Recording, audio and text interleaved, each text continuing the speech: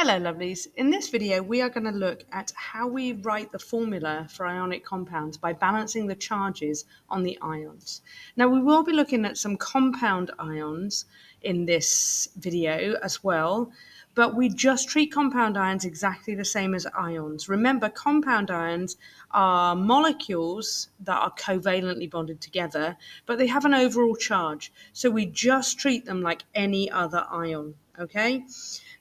So let's start off by looking at the step-by-step process that we follow in order to write chemical formula.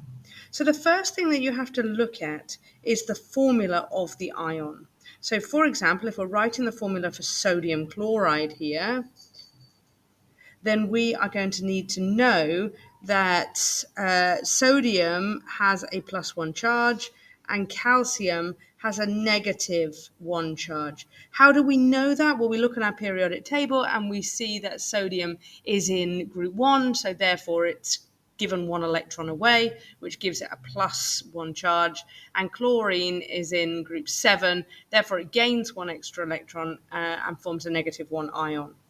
Therefore, the valency of the ions is 1 and 1. Valency talks about how many electrons does it need to give away or gain to get a full outer shell. So it's 1 for sodium, it needs to give 1 away, and it's 1 for chloride as well because it needs to gain 1. So the simplest ratio of the combining ions would be 1 to 1 because a +1 charge and a -1 charge balance each other out. Therefore, the formula of the compound would just be 1 sodium and 1 chloride, which would make sodium chloride. Let's look at the next one.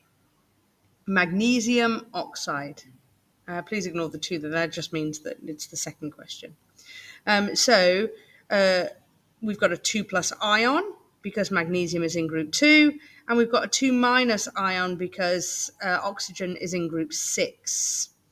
Therefore, the valency of magnesium is 2, and the valency of oxide is also 2. It's gained 2 extra electrons or given away 2 extra electrons.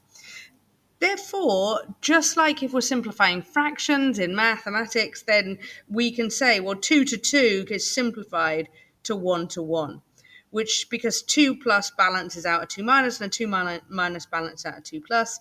Therefore, our magnesium oxide would be MgO. It wouldn't be Mg2O2. No, because you need to make the simplest formula possible. Let's have a look at calcium nitrate. And here is where it's important that you understand your compound ions and that you know your 6 compound ions by heart. So calcium nitrate, the formula of the calcium ion, calcium's in group 2, so it's a 2+.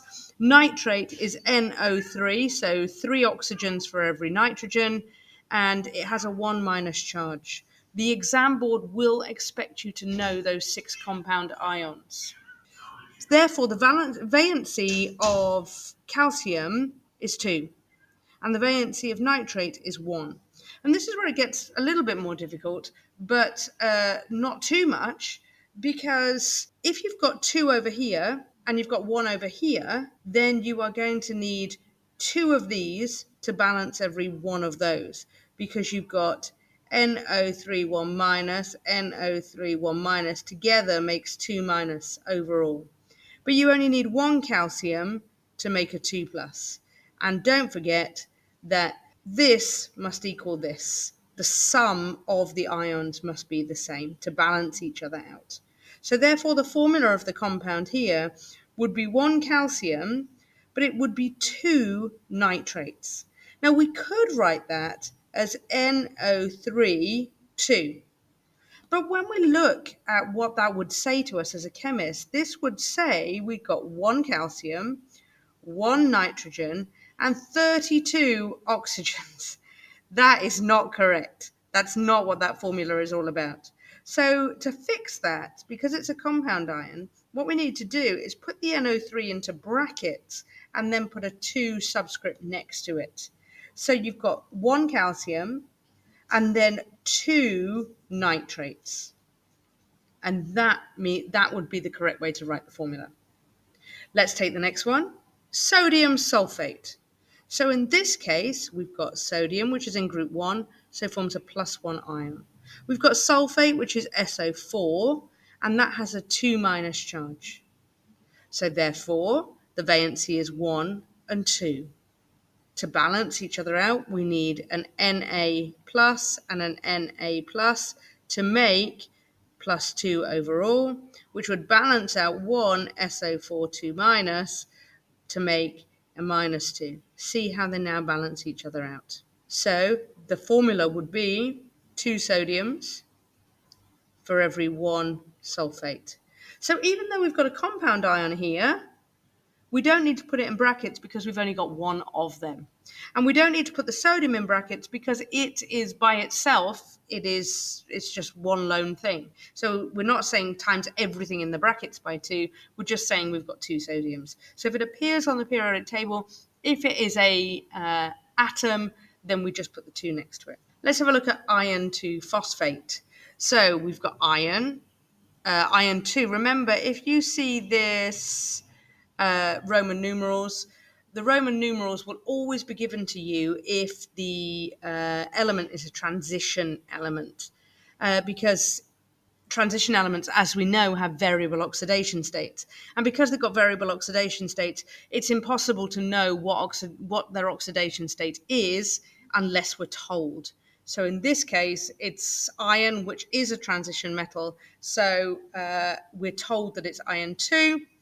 So it would be Fe2 plus, and phosphate, which is PO4, and it has a 3 minus charge.